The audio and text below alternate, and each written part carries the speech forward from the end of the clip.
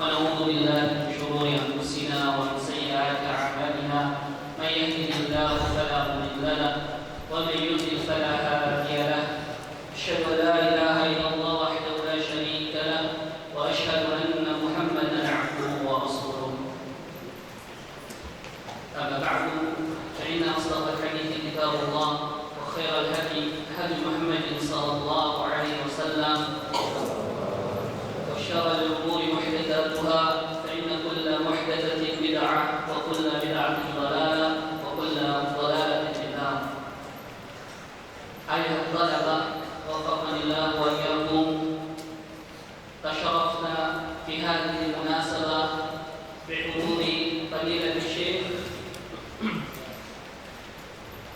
الدكتور عبد الرحمن بن صالح الزيني حفظه الله تعالى، وهو من كبار تلاميذ لفضيلة الشيخ الفقيه الزمان شيخ محمد بن صالح العثيمين رحمه الله تعالى رحمة واسعة.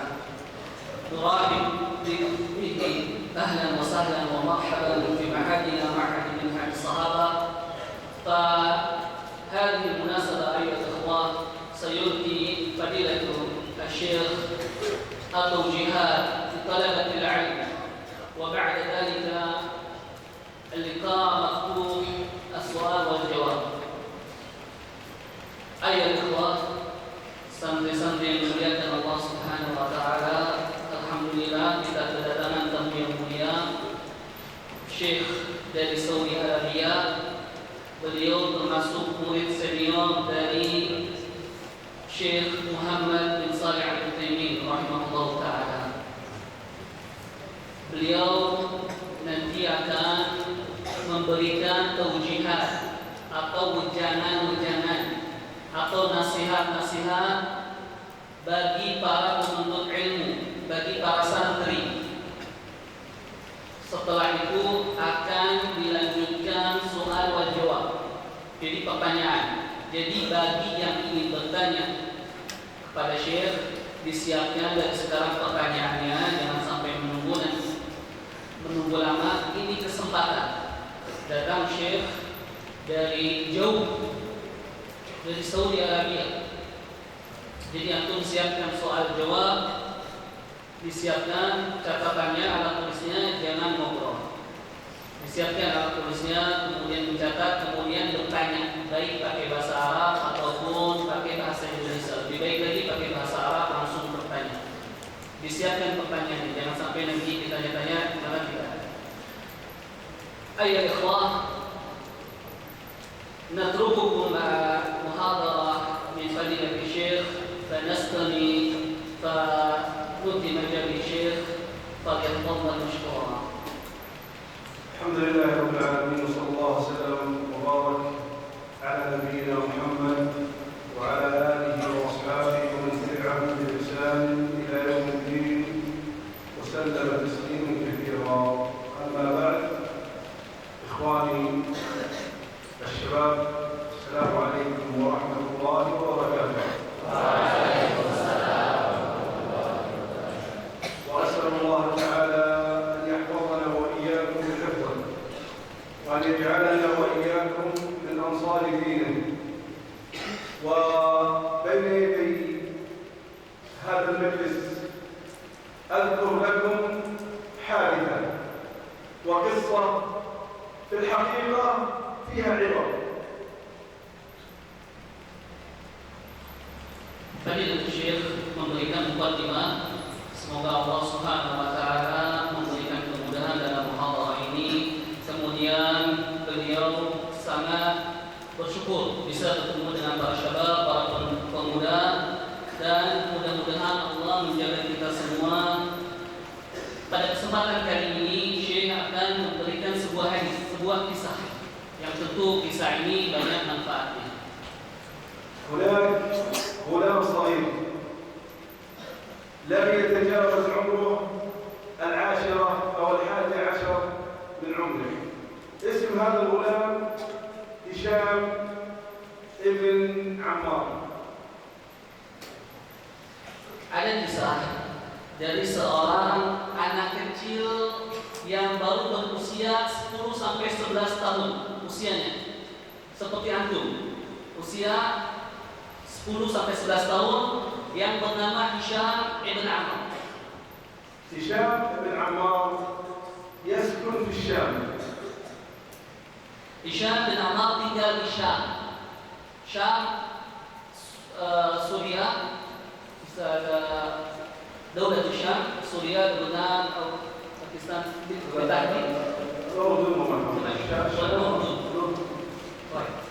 Jadi beliau tinggal di sebuah negara Syam yang sekarang sekitar Yordania atau Syria atau yang sekarang ada di Lebanon. Baik, beliau tinggal di sana. أحس والد هشام أن هذا الابن عنده ذكاء وعنده فطنة. Orang tua Hisham, beliau punya firasat bahwa anak ini memiliki kecerdasan dan kepandaian. فاحتار والده ما يصنع بهذا الغلام الذي رزقه الله عز وجل ذكاء وفطنة. Dan Allah Subhanahu wa taala memilih gulam ini, Hisham ini sebagai orang yang memiliki kecerdasan. فصار والده يستشير من حوله من الناصحين ماذا أصنع بهذا الابن الذي ظهرت عليه علامات النباهة. Maka orang tuanya bermusyawarah dengan ulama sekitarnya tentang Hisham ini. Bagaimana Hisham sudah dari kecil memiliki tanda-tanda kecerdasan. Jadi apa yang harus dilakukan, bermusyawarah dengan ulama sekitar di Syam. فأشار عليه بعض الناصحين أن يبعث ابنه من الشام إلى المدينة النبوية. Jadi beberapa ulama menunjukkan Hisham agar pergi ke Madinah, agar Hisham ini pergi berjalan, mengadakan perjalanan untuk ke Madinah. لماذا أشار عليه بالمدينة؟ لأن فيها الإمام مالك بن أنس إمام دار الهجرة. Kenapa menunjukkan ke Madinah? Karena di Madinah ada imam besar, Imam Malik bin Anas, Imam Darul Hijrah. Jadi ditujukan oleh para penasehat, para ulama agar pergi ke Madinah agar bisa belajar dari Imam Malik bin Anas. فكر والد هشام في هذا المقترح لكن دون معقبات وصعوبات. Orang tua Hisham berpikir untuk menjalankan nasihat dari para ulama ini untuk berjalan ke Madinah dengan banyaknya rintangan-rintangan, tentu persiapan-persiapan yang harus disiapkan untuk ke Madinah. العقبة الأولى أن الابن غلام صغير لم يبلغ الحنف ولم يبلغ البلوغ. Rintangan yang pertama atau kendala adalah Hisham masih terlalu anak-anak kecil. Dari Syam sampai ke Madinah mengadakan perjalanan ini bisa berbahaya. Bahkan dia belum sampai balik, masih kecil. Jadi itu salah satu kendala yang ini akan tetapi mengalami kendala yang dihadapi oleh Hisham. فغلام لم يتجاوز 11 من عمره يصعب أن يتغرب في المدينة بعيدا عن والده ووالدته وأهله. Anak usia kecil, bulan yang belum sampai 11 tahun, dia merasa nanti akan kesulitan kalau berjauhan dengan orang tuanya, dengan ibu dan bapaknya. Ini yang akan dirasakan oleh Hisham nanti ketika mengadakan perjalanan jauh. Wal ab ba'id anhu, ini jauh, sangat jauh, kesulitan. العقبة الثانية أن والد هشام رجل فقير لا يملك المال الذي يستطيع أن يزود به ابنه حتى يذهب ويستقر بالمدينة ويطلب العلم عند الإمام مالك. Kendala yang kedua, rintangan yang kedua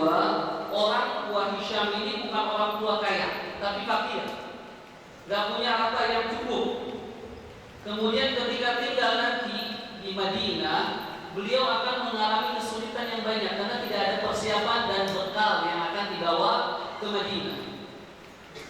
فكر الأب كثيرا ثم قرر. Kemudian orang tua Hisham banyak berpikir, merenungi bagaimana cara solusi dari permasalahan yang dihadapinya. قرر أن يبعث ابنه إلى المدينة. Maka akhirnya setelah berpikir lama, menetapkan agar anaknya ini harus sampai Madinah. فباع الدار التي يسكن واستأجر دارا صغيرة وأعطى المال لابنه حتى يذهب ليطلب العلم عند الإمام مالك. Kemudian orang tuanya ini menjual rumah Hisham. Rumahnya dijual, kemudian dia ngontrak di rumah kecil. Dan sisanya itu diberikan kepada Hisham untuk memulai perjalanan ke Madinah. بحث عن رفقة صالحة تريد السفر إلى المدينة فأمنه ابنه حتى يصل به إلى مسجد النبي عليه الصلاة والسلام في المدينة. Kemudian dicarikanlah buat Hisham teman yang baik, yang saleh, agar dia bisa sampai dengan aman ke Madinah, hingga bisa sampai ke Masjid Nabawi, agar bisa belajar di Madinah. سافر الغلام إلى المدينة. Kemudian safarlah, akhirnya bisa safar ke Madinah. وبقي الأب والأم وأهل البيت في بيت صغير مستأجر. Kemudian tersisalah orang tuanya, ibunya, bapaknya di rumah yang kecil, rumah yang kontrak tadi di rumah yang kecil, dengan saudara-saudaranya, dan Hisham sudah pergi ke Madinah. الغلام وصل إلى المدينة بحفظ الله. Kemudian sampailah Hisham gulam ini di Madinah dengan izin Allah Subhanahu wa taala. استأجر غرفة قريبة من مسجد النبي ولبس أحسن اللباس وتطيب بأحسن الطيب ثم ذهب إلى مسجد رسول الله صلى الله عليه وسلم. Kemudian setelah sampai Madinah, beliau menyewa rumah yang kecil atau tempat tinggalnya. Kemudian memakai pakaian yang bagus. Kemudian memakai minyak wangi. Kemudian masuklah ke masjid Nabi Sallallahu Alaihi Wasallam. في مسجد النبي صلى الله عليه وسلم حلقة عظيمة لإمام عظيم. Di masjid Nabi Sallallahu Alaihi Wasallam ada halaqah yang besar. Halaqah azimah lil imam azim. Jadi ada halaqah yang besar dengan imam besar. يحضر هذه الحلقة كبار علماء الأمة. Hadir di halaqah ini para ulama besar di hadapan atau di majelisnya di Masjid An-Nabawi. دخل هشام مع هؤلاء وجلس في حلقة الإمام مالك. Kemudian Hisham masuk di halaqah ini, kemudian duduk-duduk bersama mereka kibarul ulama, ulama-ulama besar.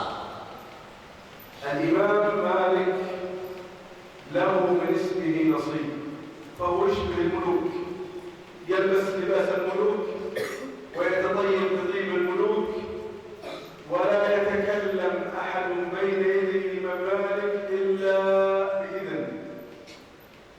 Di majlis Imam Malik berpakaian seperti pakaiannya para raja, memakai pakaian yang paling bagus.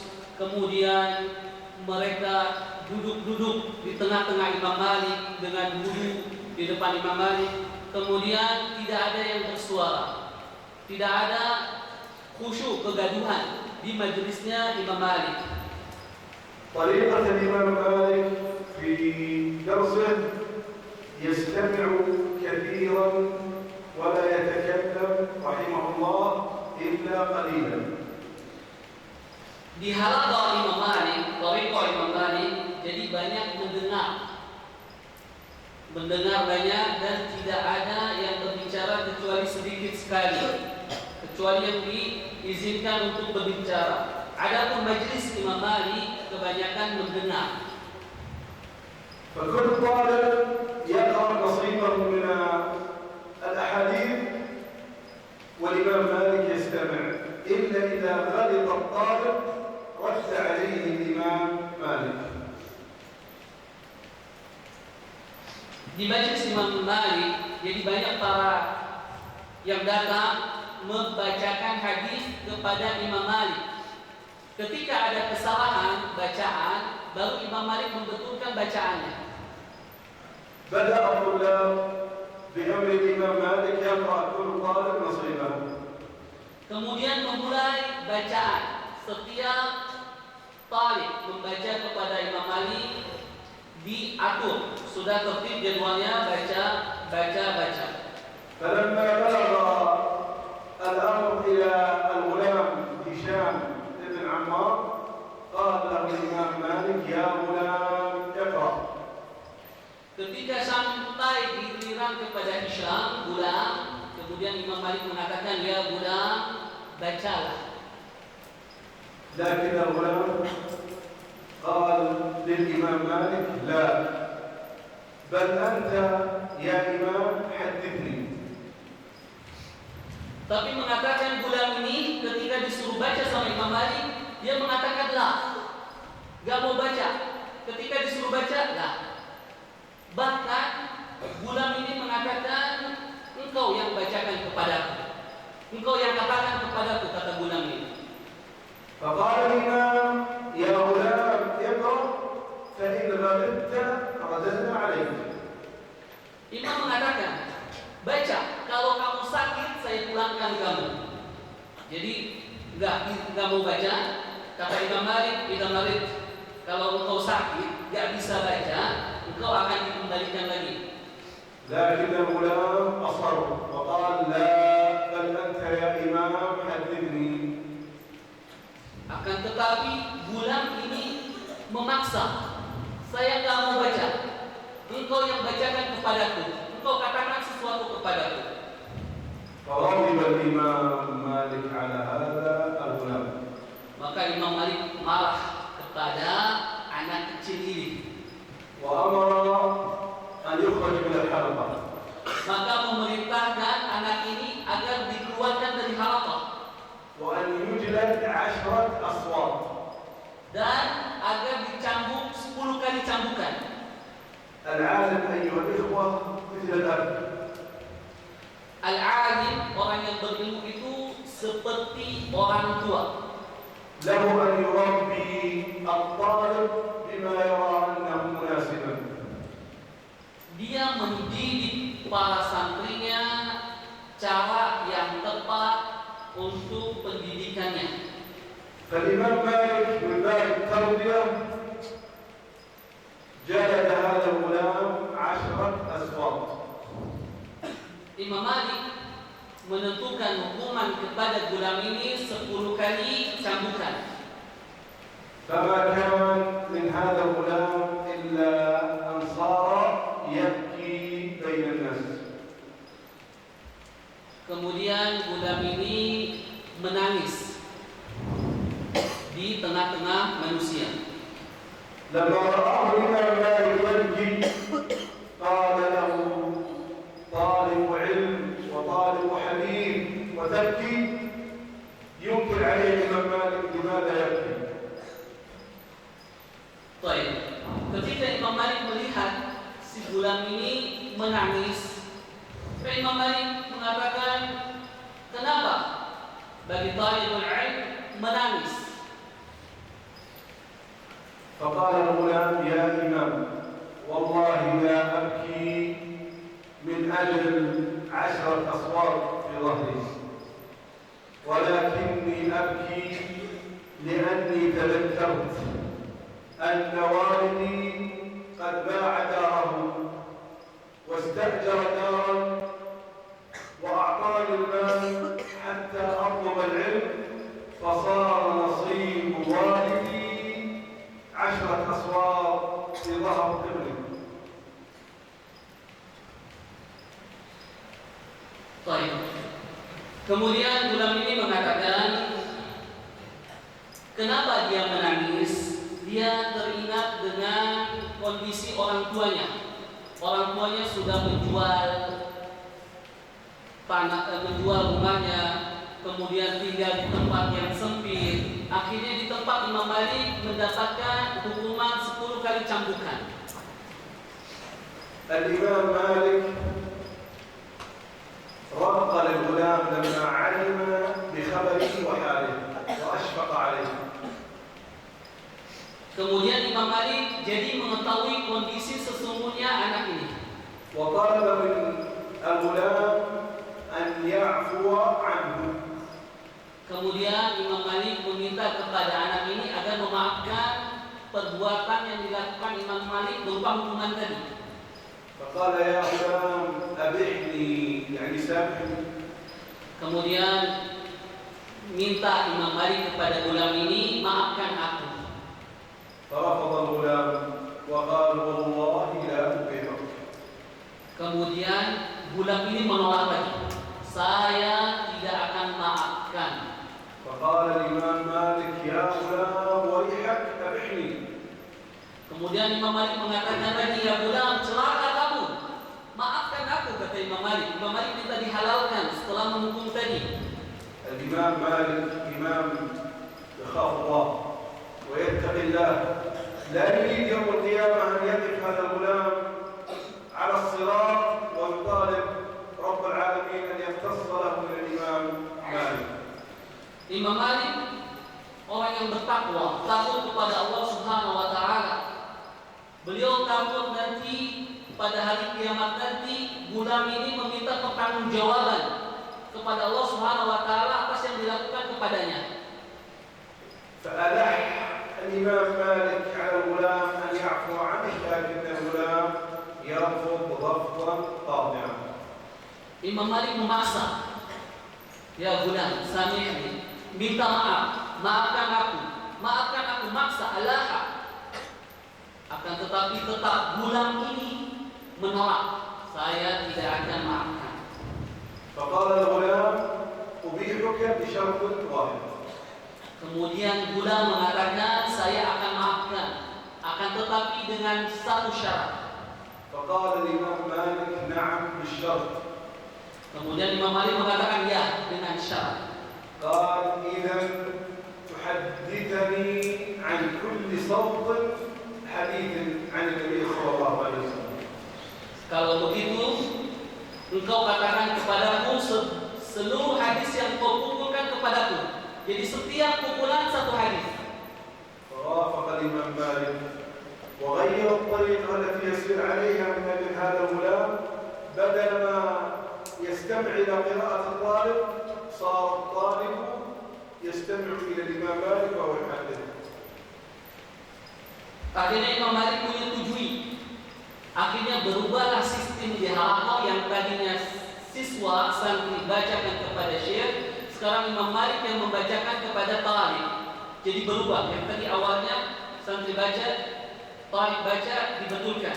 Sekarang santri yang mendengarkan, talib yang mendengarkan, kemudian syekh yang membacakan. فرح الطلاب الكبار بهذا الأمر الذي حدث. Kemudian bergembiralah semua para pelajar, para penuntut ilmu dengan sistem yang baru ini. فأخذوا الدفاتر والمحابر. Kemudian mengeluarkan mereka alat-alat tulis. ليكتبوا هذه العشرة أحاديث التي سمعوها من فم الإمام مالك. Untuk menulis hadis 10 hadis yang akan dibacakan oleh Imam Malik. حدث الإمام مالك ب10 أحاديث ولما فرغ قال يا غلام أرضيت؟ قال الغلام نعم رضيت. Kemudian Imam Malik mulai membaca.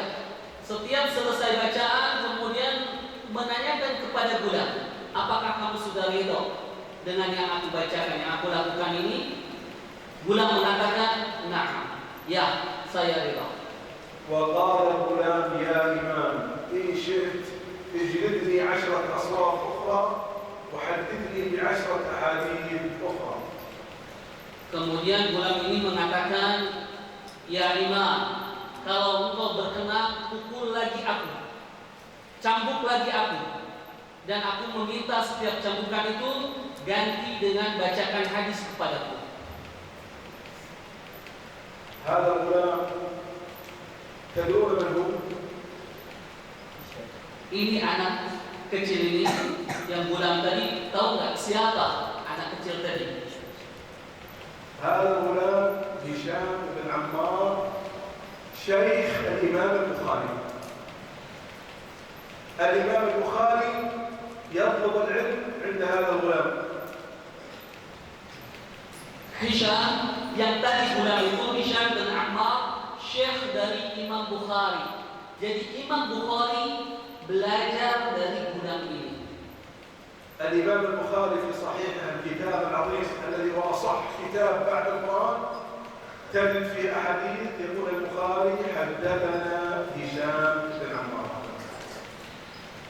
Imam Bukhari menulis kitab yang kitab tersahih setelah Al-Quranul Karim, Sahih Bukhari, dan tercantum hadatsana Hisham ibn Ammar. Jadi telah mengatakan kepadaku Hisham ibn Ammar yang ditulis di kitab sahih. هذه الحادثة يا إخوان فيها عبر عظيمة. Hadis ini atau kejadian yang tadi memiliki fawaid, faedah-faedah yang sangat banyak, pelajaran yang sangat banyak. أول فائدة تدلكم على أهمية العلم وفضل العلم. Faedah yang pertama menunjukkan keutamaan ilmu dan ahli ilmu. ما يمكن لإنسان يبيع بيته ويغلب ابنه إلا لأمر عظيم. Tidak mungkin seseorang menjual rumahnya hanya untuk menjalankan, memberangkatkan anaknya, kecuali ada perkara yang sangat besar. أريد أحد الطلبة الآن يعطيني دليل من القرآن على فضل العلم. Sekarang Syekh minta dari para santri ini mendatangkan sebuah dalil yang menunjukkan keutamaan ilmu. Dalil yang menunjukkan keutamaan ilmu, silakan. يرفع علمه. لا كلكم تعرفون أنتم طلبة علم سماع العلم كلكم ترفعون عليكم. Yang mau jawab angkat tangan. Fadhal. قرآن نريد القرآن. Dalil dari Al-Quran.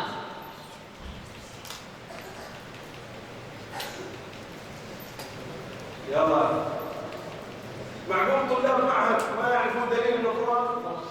واحد ينقذكم. طيب نريد أحد غيره، ما في غير واحد يعرف. أشوف Yang lain ما selain في غيره. itu. طيب Cuma satu, ini banyak sudah hafal, Anda tahu. Angkat tangan yang sudah tahu. يا شباب لماذا جئتم تطلبون العلم؟ Nah, kenapa kalian menuntut ilmu? طلبتم العلم لفضل العلم. طيب نريد دليل على فضل العلم. Kalian menuntut ilmu karena ada keutamaan ilmu. Tunjukkan dalil tentang keutamaan ilmu. هذا اثنين ثلاثة زادت الأيدي هنا نيام أظن. Tapi baru ada 3. Yang di sini mana yang di sini? Silakan. ما في أحد يعرف آية تدل على فضل العلم. Satu ayat saja bacakan. Yang tahu keutamaan ilmu. ما هي أول آية نزلت على النبي على الإطلاق؟ Sebutkan ayat yang pertama kali turun kepada Nabi sallallahu alaihi wasallam. اقرأ هذا أمر بالقراءة والعلم.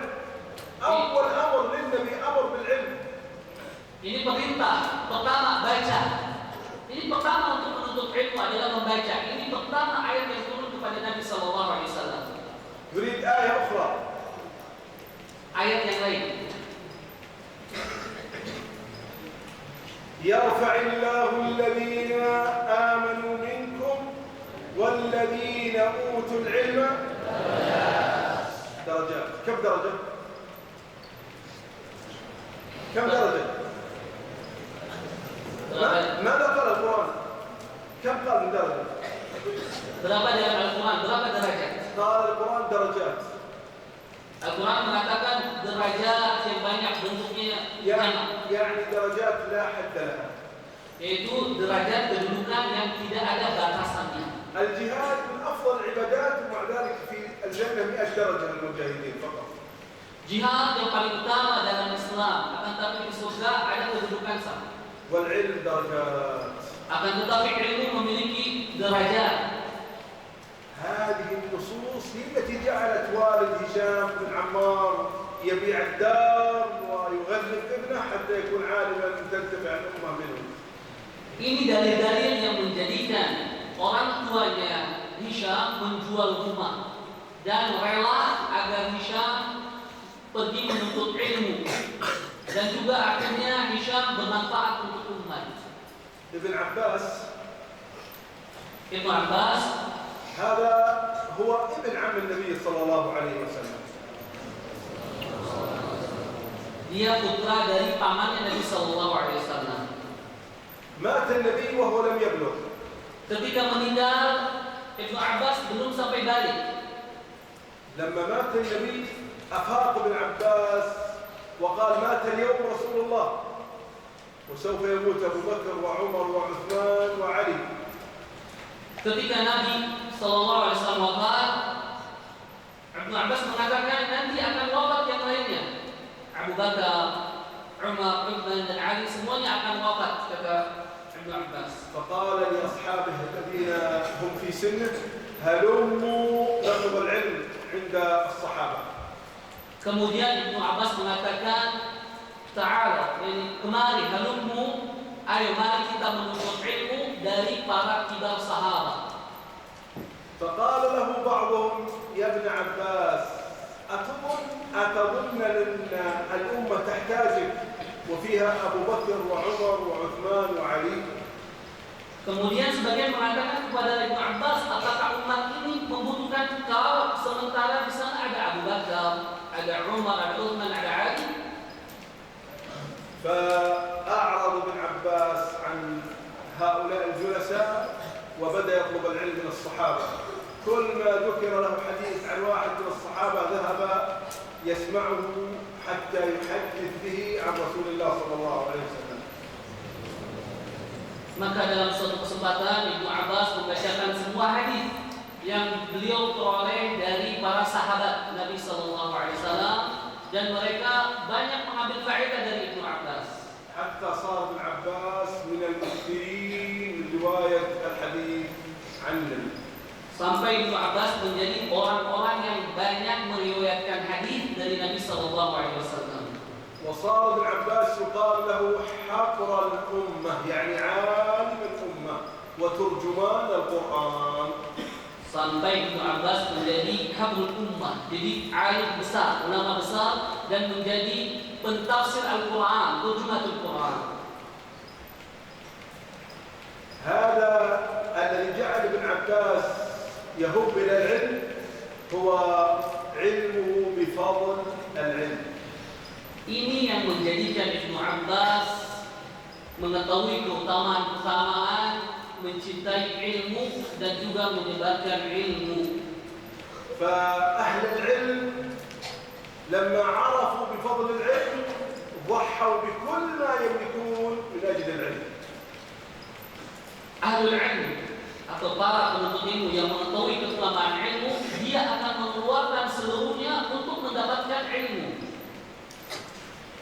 والعلم أيها الإخوة نور يضيء للعبد الطريق في الدنيا وفي الآخرة. Ilmu adalah cahaya yang memberikan cahaya kepada umat, kepada manusia, baik di dunia maupun di akhirat. لماذا يا شباب نطلب العلم؟ Kenapa kita menuntut ilmu?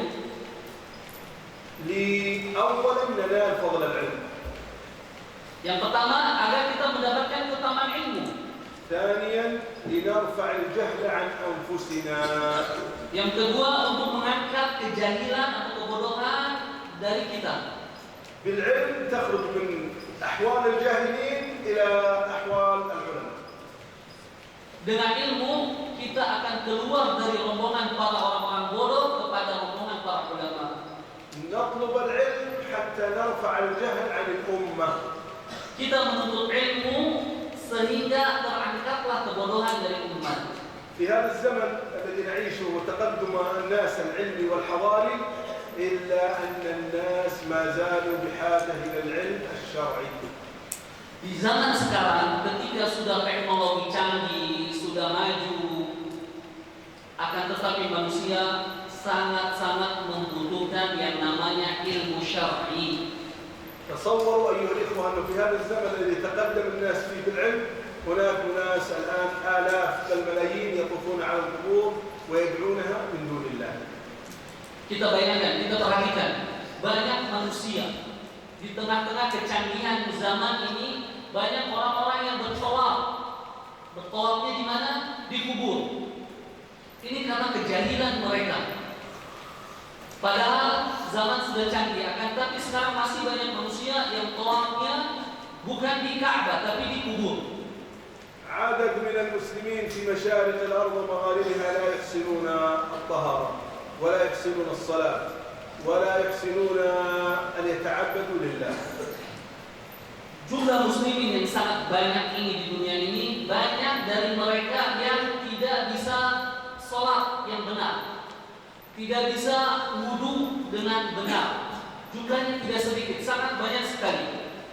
فنحن نطلب العلم حتى نزيل الجهل عن هذه الأمة. Kita menuntut ilmu agar kita bisa menghilangkan kebodohan di tengah-tengah umat ini. الأمة اليوم متخلفة في العالم لا قيمة لها. أمة الإسلام السبب أنهم تخلفوا عن دينهم. Umat Islam sekarang berada di dalam keterbelakangan. Kenapa? Karena mereka terjauh dari agamanya sendiri. Mereka melupakan agamanya sendiri. Makanya sekarang kita rasakan umat Islam ini terbelakang. كنا نحن المسلمين نقود العالم من شرقه إلى غربه لما كنا أهل علم. لما تركنا العلم الشرعي أصابنا الله بهذا الذل الذي تشاهدون. Kita dahulu menjadi pemimpin untuk dunia ini. Kaum muslimin pernah memimpin seluruh alam ini, dunia ini dahulu. Karena apa? Karena ilmu. Akan tapi sekarang ketika dijauhkan dari ilmu, dari agama, maka kita sekarang berada di dalam keterbelakangan karena kita meninggalkan ilmu syar'i. فلن ترجع الأمة إلى السيادة ولا إلى قيادة العالم كما كانت إلا إذا رجعت إلى العلم الشرعي. Tidak mungkin kembali seperti kita memimpin umat ini kecuali kita kembali kepada ilmu syar'i, kembali kepada agama kita. عز الأمة ورفعتها مربوط بالعلم. Keutamaan umat atau kemajuan tidak akan terlepas kecuali dengan ilmu. الطلاب يتهافتون على العلوم الدنيوية والكونية ويتركون العلم الشرعي. Banyak sekarang para penuntut ilmu yang mereka condong kepada ilmu dunia dan mereka melupakan yang namanya ilmu syar'i. فمن أراد سعادة الدنيا والآخرة فعليه أن يطلب العلم النافع.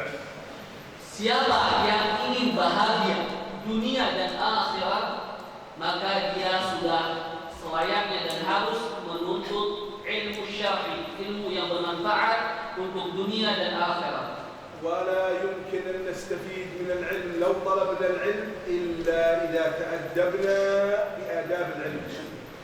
Tidak mungkin kita bisa menuntut ilmu, mendapatkan ilmu kecuali kita melakukan adab-adab dalam menuntut ilmu. العلم أيها الإخوة له آداب وله أخلاق يجب أن يتخلق طالب العلم بهذه الأخلاق وإلا لن ينتفع من العلم ولن ينفع بالعلم. Ilmu punya adab. Jadi yang ingin mendapatkan ilmu ada adab dan akhlaknya. Dan siapa yang tidak menerapkan adab dan akhlaknya, maka dia tidak bisa mengambil faedah dari ilmu dan juga tidak bisa memberikan faedah ke yang lainnya. أعظم آداب العلم وأهمها ومقدمتها وأساسها الإخلاص لله جل وعلا. Adab yang pertama, yang paling utama, yang menjadi asas dasar kita menuntut ilmu adalah harus ikhlas karena Allah Azza wa Jalla. Menuntut ilmu karena Allah. معنى الإخلاص لله أن يكون مرادك من العلم رضوان الله. Arti dari ikhlas adalah tidak ada tujuan menuntut ilmu kecuali ditujukan hanya untuk Allah Subhanahu wa taala. من يعطيني دليلا يدل على وجوب الإخلاص لله في الأعمال؟ Siapa yang bisa mendatangkan dalil yang menunjukkan harus kita ikhlas dalam beramal? Tunjukkan dalil. Yang tahu angkat tangannya. بس نشوف هلا بس نقيم. ما في واحد ما في الا واحد هنا واحد هنا فقط. كم عدد طلاب المعهد؟ Ada berapa jumlah siswa di sini? Maksudnya 500 طالب وما في الا اثنين يعرفون آية تدل على وجوب الإخلاص لله. ما يصح هذا ما يصح. Baik, tidak sepantasnya banyak santri tapi yang angkat tangan banyak. Jadi yang sudah tahu angkat tangannya saja. يقول الله تبارك وتعالى وما أمروا إلا ليعبدوا الله مخلصين له الدين. Di antara dalilnya surat Al-Bayyinah, dan kita tidak disuruh untuk beribadah kepada Allah kecuali harus ikhlas. يقول النبي صلى الله عليه وسلم إنما الأعمال ما في عمل إلا بنية. إذا لم تكن النية صادقة العمل باطل. Nabi SAW mengatakan sesungguhnya setiap amal itu tergantung niatnya dan tidak ada amal yang saleh kecuali diiringi dengan niat. ومما يعينك على الإخلاص لله أن تعلم أن الله مطلع عليك في جميع أمورك لا تغيب عن نظر الله طرفة عين. Dari hal yang membantu kita ikhlas, agar ikhlas adalah Allah Subhanahu wa taala melihat kita. Allah Subhanahu wa taala Maha mengetahui semua kondisi kita. Dimanapun kita berada, Allah Subhanahu wa taala Maha mengetahui. Ini yang akan menyebabkan kita ikhlas karena kita ada dalam pengawasan Allah Subhanahu wa taala. لما سئل النبي عليه الصلاة والسلام عن الإحسان ماذا قال؟ Ketika Nabi ditanya tentang ihsan, apa yang dikatakan Nabi? أعوذ بالله. Tentang ihsan. Ada yang tahu? Nabi ditanya, "Wa mal ihsan?" قال أخبرني عن الإحسان. قال أن تعبد الله كأنك تراه فإن لم تكن تراه فإنه يراك. هذه المراقبة، يعني أن تعبد الله وأن تستشعر أنك مراقب. Baik. Dalam hadis Jibril ketika bertanya kepada Nabi SAW, katakan kepadaku tentang ihsan. Ihsan adalah engkau menyembah kepada Allah Subhanahu wa taala ka'annaka tara. Engkau menyembah Allah Subhanahu wa taala, engkau merasa diawasi Allah Subhanahu wa taala, dan apabila engkau tidak merasakan seperti itu, bahwasanya Allah Subhanahu wa taala melihat engkau. Jadi pandangan Allah Subhanahu wa taala tentang ihsan, apapun yang akan kita lakukan, bahwasanya Allah mengetahui semua yang kita perbuat. ومن آداب العلم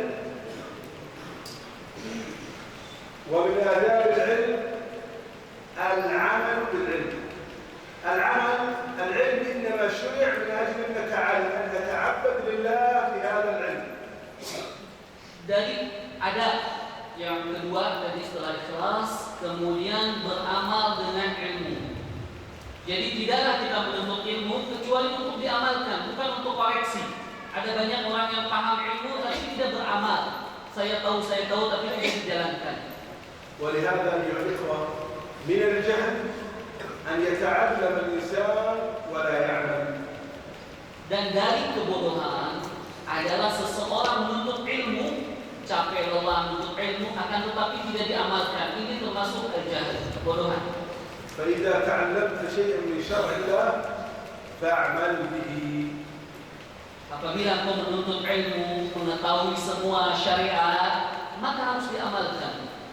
وهذه طريقة الصحابة يتعلمون العلم والعمل معا. Ini adalah tariqah, cara para sahabat. Ini belajar ilmu dan mengamalkan secara bersamaan. Ketika punya ilmu langsung amal. ابن عمر بقي يحفظ البقرة 8 سنوات. قليل أو كثير؟ Ibnu Umar menghafalkan surat Al-Baqarah 3 tahun, banyak atau sebentar? قليل أو كثير؟ كثير، لكنهم يتعلمون العلم والعمل معا، يعني يطبقون ما يقرؤون. أما نحن نحفظ البقرة في 8 أشهر، ليس في 8 سنوات، في 8 أشهر، بل ربما بعضنا في 8 أسابيع، بل ربما بعضنا في 8 أيام يحفظ البقرة، لكنه لا يفقه من العمل بها شيء، وهذا ليس هو طريقة الصحابة الكرام. Baik. Tadi banyak sekali sampai 3 tahun menghafalkan surat Al-Baqarah. Akan tetapi beliau menghafalkan dan juga sekaligus mengamalkan. Beda dengan kita. Ada yang hafal 8 bulan. Surat Al-Baqarah 8 bulan. Ada yang hafal 8 minggu. Surat Al-Baqarah. Bahkan ada yang menghafal sampai 8 hari. Ada orang hafal Al-Quran seluruhnya sampai hanya 1 bulan saja. Akan tapi mereka setelah hafal tidak memahami apa-apa dari yang dia hafalkan. Ini bentuk dari tidak beradabnya dengan adab yang kedua, mengamalkan ilmu. ومن الأمور التي تجب على طالب العلم إذا أراد أن ينتفع من العلم الحرص على الأخلاق الكريمة. Perkara-perkara yang bermanfaat bagi para penuntut ilmu adalah harus dia wajib berakhlak yang mulia. يقول النبي صلى الله عليه وسلم أكثر ما يدخل الناس الجنة تقوى الله وحسن الخلق. تقوى الله وحسن الخلق.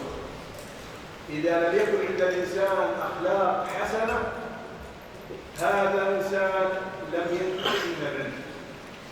Dalam sebuah hadis, banyak yang memasukkan orang ke dalam surga adalah yang pertama adalah takwa kepada Allah Subhanahu wa taala dan yang kedua adalah husnul khuluq. Itu akhlaknya yang bagus, akhlaknya yang baik. Apabila diterapkan ini maka akan bermanfaat untuk umat. Adapun apabila tidak diamalkan maka tidak sama sekali bermanfaat untuk umat. نبيكم عليه الصلاة والسلام ضرب لكم أروع الأمثال وأجمل الصور في حسن الخلق. Nabi SAW memisalkan perumpamaan yang sangat bagus, pemisalan yang sangat baik sekali tentang akhlak yang baik. مع الصغار ومع الكبار. Baik bersama anak kecil maupun orang dewasa. مع أصحابه ومع أعدائه. Bahkan bersama sahabat-sahabatnya juga bersama musuh-musuhnya. فحري بنا أن نتأسى برسولنا. Maka sudah sepantasnya bagi kita untuk mengikuti sunnah atau akhlak dari Nabi Sallallahu Alaihi Wasallam. إذا أردتم أن ينتفع الناس منكم حسنوا أخلاقكم. Apabila umat ingin mendapatkan faedah dari antum, maka perbaikilah akhlak antum agar kita semua bermanfaat untuk umat. Maka kita harus hasil akhlak. Jadi kita perbagusi akhlak kita. النبي صلى الله عليه وسلم ما أقبل الناس عليه وقبلوا دعوته إلا لما جبله الله عليه من حسن الخلق. Tidaklah di zaman Nabi Sallallahu Alaihi Wasallam banyak manusia masuk ke dalam Islam, menerima Islam kecuali dengan bagusnya akhlak Nabi Sallallahu Alaihi Wasallam. قال الله تعالى ولو كنت فظا غليظ القلب لانفضوا من حولك. Allah Ta'ala berfirman, seandainya engkau mempunyai hati yang keras, maka niscaya orang-orang akan menjauhi dirimu. Akan tetapi ini keutamaan dari Allah Subhanahu wa taala agar hatinya tidak keras. من المصائب أن يكون شاب يتعلم القرآن يتعلم السنة ويجلس في المعاهد الشرعية ومع ذلك يشكو والده ووالدته من سوء خلقه. Dari musibah bencana yang menimpa adalah para syabab, para pemuda yang belajar ilmu akan tapi tidak taat kepada orang tuanya. Dia durhaka sama orang tuanya. Ini termasuk musibah. Juga tidak memperbagusi akhlaknya dengan temannya, dengan umat, dengan yang lain. Tidak ada, ini termasuk musibah. ومن الآداب التي ينبغي لطالب العلم أن يتأدب بها أن يحرص على صلاح قلبه. Dari adab yang bermanfaat bagi untuk para penuntut ilmu, dia membaguskan amalan hatinya. يقول النبي صلى الله عليه وسلم ألا وإن في الجسد مضغة إذا صلحت صلح الجسد كله وإذا فسدت فسد الجسد كله ألا وهي القلب. Nabi SAW bersabda, ketahuilah bahwa di dalam jasad ini, tubuh ini ada segumpal darah. Apabila segumpal darah itu baik, maka baiklah seluruh tubuhnya. Apa yang dimaksud dengan segumpal darah itu? Dia adalah jantung atau hati. من مفسدات القلوب الكبر عافانا الله وإياكم. Dari yang merusak hati adalah sombong, kibar, sombong. وبين النبي ما هو الكبر فقال هو رد الحق واحتقار الناس. Nabi SAW menjelaskan arti dari sombong. Sombong itu adalah merasa besar, meremehkan manusia dan juga menolak kebenaran. Itu sombong, menolak kebenaran dan meremehkan manusia. ومن أسباب الكبر مرض آخر وهو الإعجاب بالنفس. إذا أعجب الإنسان بنفسه تكبر على الخلق. Dari sebab kesombongan adalah merasa bangga dengan dirinya. Dirinya sudah menghafal ini, kemudian membaca ini, kemudian yang lain-lain, itu akan menjadikan sebab dirinya menjadi sombong atau kibar. والعجب سببه كثرة مدح المادحين. Sebab dari ujub atau kesombongan ini adalah banyaknya orang yang memuji. Jadi ketika dipuji dia sombong. Kalau tidak ada pujian, tidak jadi kibarnya. Jadi kebanyakan pujian. ولهذا نهى النبي صلى الله عليه وسلم عن مدح الرجل في وجهه. Maka dari itu Nabi SAW melarang seseorang memuji di depan wajahnya. Jadi di depan orang itu dilarang memuji. ومن الآداب التي يتأدب بها طالب العلم أن يحفظ العلم الذي تعلم. Dari adab penuntut ilmu adalah dia menjaga apa yang dituntutnya, apa yang dia sedang cari, dia hafalkan, dia jaga. وذلك بأن يدون العلم ويكتب. Untuk itu, agar dia bisa menjaga dan menghafal, makanya dikumpulkan, juga ditulis. ومن ذلك كثرة مراجعة العلم. Juga perbanyak murojaah. فإذا كتب الإنسان ما يأخذ من العلم صار يراجع بين الحين والآخر فإن العلم يثبت بإذن الله. Apabila seseorang meluangkan waktunya untuk banyak murojaah, maka ilmunya itu akan tetap bersamanya. ومن الآداب التي يجب أن يتأدب بها طالب العلم أن يعتني بوقته. Dari adab yang paling penting juga, dia harus mengatur, memperhatikan waktunya. أعظم نعمة عليك نعمة الوقت. Seagung-agung nikmat yang Allah berikan kepada kita adalah waktu. فاحفظ هذا الوقت. Maka jagalah waktu ini. واحذر من ضياعه فيما لا فائدة فيه.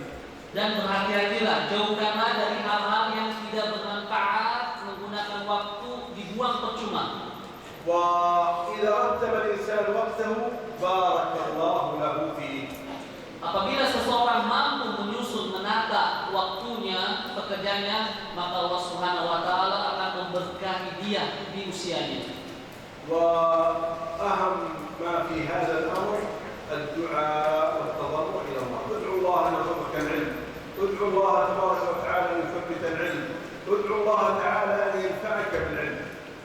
Yang paling penting lagi adalah berdoa dan tunduk sama Allah, minta sama Allah keutamaan ilmu agar bisa memberikan faedah untuk kita juga umat seluruhnya agar kita bisa bermanfaat. Jadi perbanyak berdoa.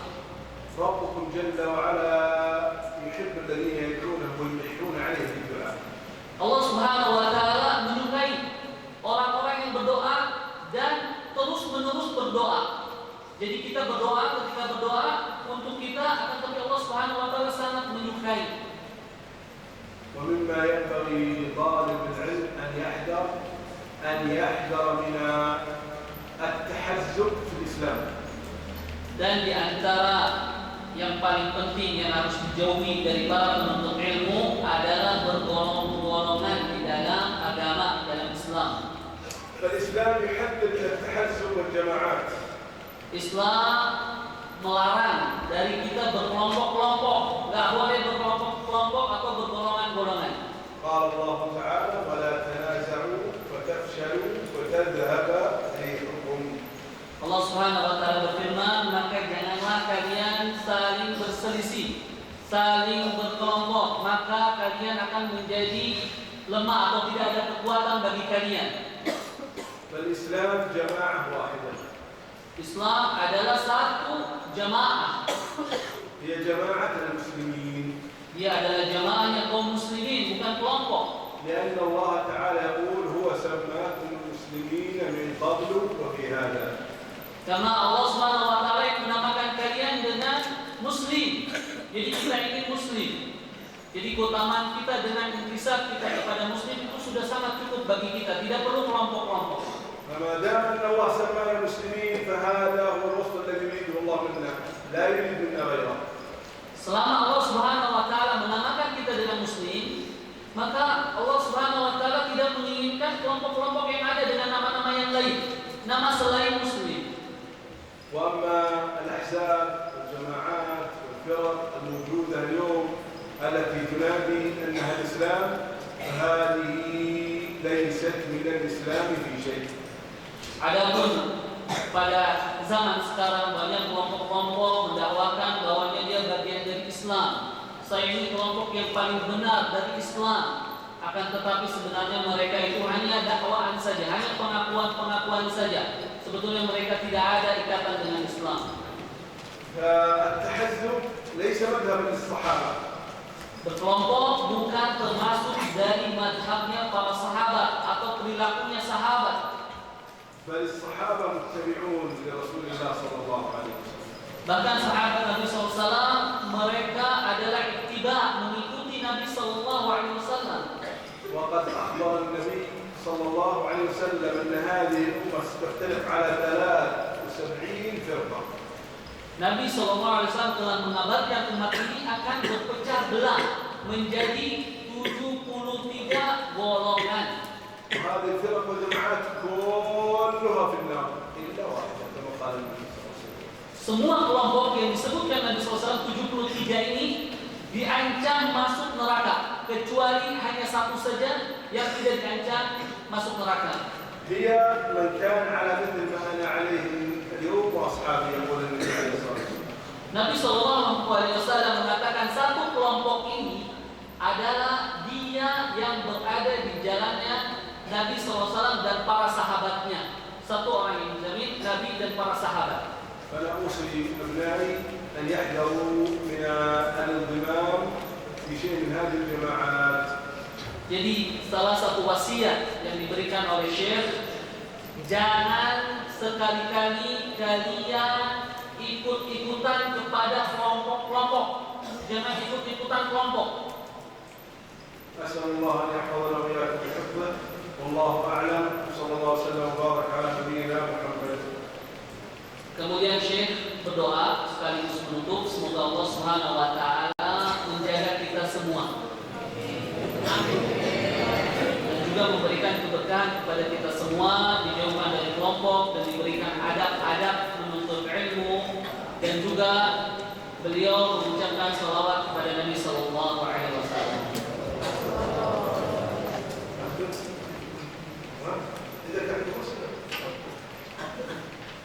نشكر لهذه المحاضرة النافعة. فالآن نأتي فرصة مجال للأسئلة والأجوبة. لمن لديه استفسار للسؤال فهذه الفرصة بأن يقدم لدى فضيلة الشيخ. Jadi setelah ini tadi kajiannya sudah selesai, ada pertanyaan, silakan diberikan kesempatan untuk bertanya. Jadi yang memiliki pertanyaan silakan bertanya, yang bisa pakai bahasa Arab, yang tidak bisa boleh pakai bahasa Indonesia, nanti kita terjemahkan. Jangan malu bertanya. Baik, Pak. Yang mau bertanya angkat tangan.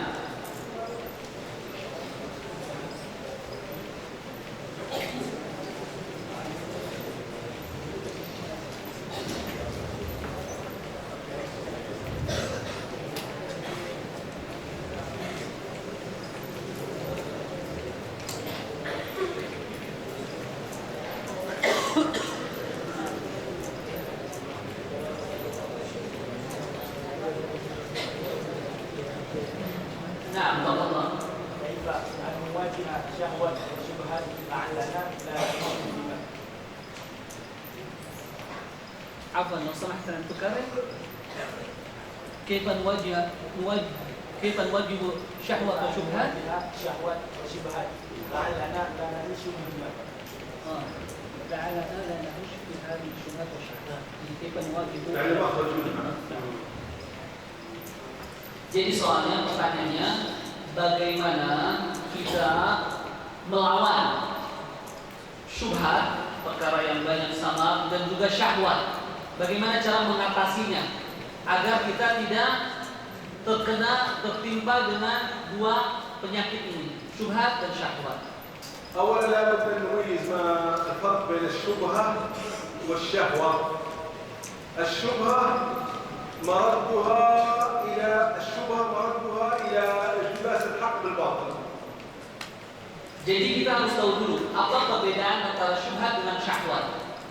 Kalau syubhat itu perkara yang tersamakan antara hak dengan batil, ini campur kurang jelasnya antara kebenaran dengan kebatilan, itu syubhat. أما الشهوة فهي ميل القلب إلى المحرم، يعني يعرف الحق والباطل لكن يميل قلبه إلى المحرم. Kalau syahwat, kecondongan hati kita terhadap perkara-perkara yang diharamkan oleh Allah Subhanahu wa taala, itu syahwat. Jadi kecondongan kita kepada hal-hal yang diharamkan. وقد يجتمعان في قلب العبد وقد يفترقان. Terkadang berkumpul keduanya, terkadang juga berpisah di setiap hati-hati manusia. وأعظم أسباب النجاة من الشبهات والشهوات طلب العلم النافع. Salah satu sebab terbesar kita selamat dari penyakit ini, syubhat dan syahwat, adalah dengan menuntut ilmu. ومن أسباب النجاة من الشبهات أن يحذر الإنسان من القراءة والاطلاع على المواقع المشبوهة. Agar terhindar, salah satu kita selamat adalah kita menjauhi dari bacaan-bacaan dari yang tidak jelas. Kita sering mendengar kajian-kajian dari ustaz-ustaz yang tidak jelas manhajnya. ومن أسباب النجاة من الشهوات البعد عن مواطن الشهوات. Adapun dari syahwat, kita harus menjauhi dari tempat-tempat yang akan menimbulkan munculnya syahwat. Kita harus menjauh. ومن أسباب النجاة من الشبهات والشهوات مجالس العلم والخير. Dan juga agar kita terbebas atau terhindar dari syubhat dan syahwat, harus banyak menghadiri majelis ilmu. ومن أسباب النجاة من الشبهات والشهوات الصحبة الطيبة. Dan juga Di antara hal-hal yang dapat menjauhkan kita dari syubhat dan syahwat adalah berteman dengan teman-teman yang saleh. احرص أن يكون لك جلساء وأصحاب أهل التقوى. قول النبي صلى الله عليه وسلم لا تصحب إلا مؤمن. Maka untuk itu cobalah cari teman-teman yang mengajarkan kebaikan. Jauhi teman-teman yang condong ke dua penyakit ini. Bahkan Nabi SAW mengatakan tidaklah kita berteman kecuali dengan orang-orang mukmin.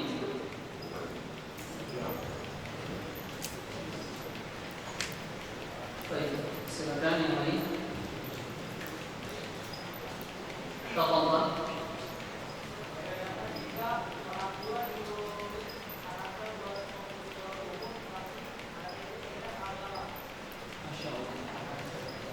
Soal ini penting, soal.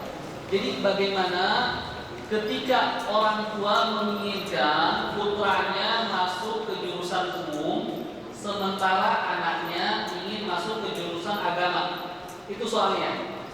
Baik, saya yaqul al-walid yurid libnihi an yata'alam fi qisam ghair dirasah islamiyah. Wa hadha al-'ilm يريد أن يتعلم علوم شرعية والوالد لا يريد.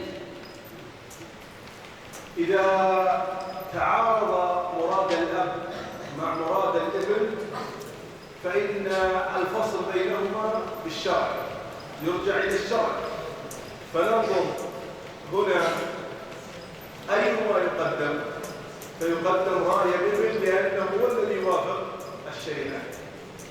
Apabila terjadi pertentangan antara orang tua dengan anak, maka yang menghukuminya adalah syariat. Kita lihat apa yang maslahat dari syariat itu ditinjau, mana yang bermanfaat atau sesuai dengan syariat kita. وينبغي عند رد طلب الوالد أن يتأدب الإنسان مع والده. Selayaknya ketika kita menolak keinginan orang tua, kita boleh menolak, akan tetapi dengan adab. Dengan adab, tunjukkan adab yang baik. Kita tunjukkan bahwa keinginan kita ini bukan yang diinginkan oleh orang tua, akan tetapi dengan adab. بمعنى أن تقنع الوالد على مرادك. Jadi kamu harus memberikan alasan yang bagus, alasan yang baik kepada orang tuanya. Kenapa? Alasannya apa? Kamu sehingga tidak nurut sama orang tua. Baik, ini sudah paham ya. Jadi kita ketika bertentangan ada syariat, kemudian tunjukkan adab dan juga apa alasan kita, sampai orang tua itu sadar bahwa pilihan kita ini tepat.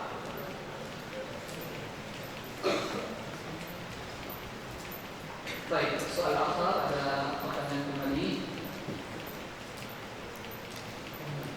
Nah, Allah.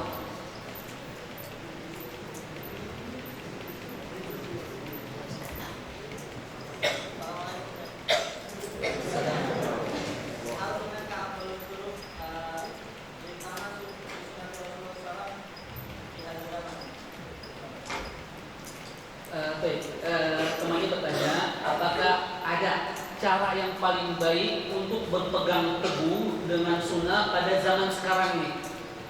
Saya yaqul hal hunaka tariqah di tamasuk biltizam sunnah Nabi SAW di hadis zaman, tariqah awla. يعني الطريقة التي يسلكها الإنسان من أجل أن يلتزم هدي النبي صلى الله عليه وسلم أن يعرف أولا هدي النبي ولا يكون ذلك إلا من عنده. هذه واحد. Cara yang pertama agar kita bisa mengikuti atau iltizam termasuk di sunnah, mengikuti sunnah Nabi SAW adalah dengan mengetahui petunjuk Nabi. Petunjuk Nabi itu apa? Maka kita akan bisa iltizam.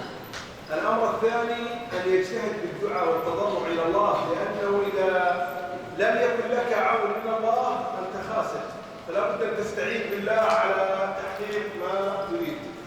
Yang kedua adalah berdoa kepada Allah Subhanahu wa taala dan meminta kepada Allah Subhanahu wa taala. Apabila Allah Subhanahu wa taala memberikan kita taufik, maka kita dengan mudah. Dan apabila tidak ada taufik dari Allah Subhanahu wa taala, maka kita kesal, kita merasa kerugian. Jadi doa. الأمر الثالث أن يكون لك رفقة يعينونك على تحقيق هذا المراد. Jadi harus ada tujuan, ada teman yang membantu agar kita bisa iltizam dengan yang diinginkan oleh kita. Jadi ada hal-hal yang penunjang-penunjangnya harus ada. Bisa teman yang saleh, ada lingkungan yang baik.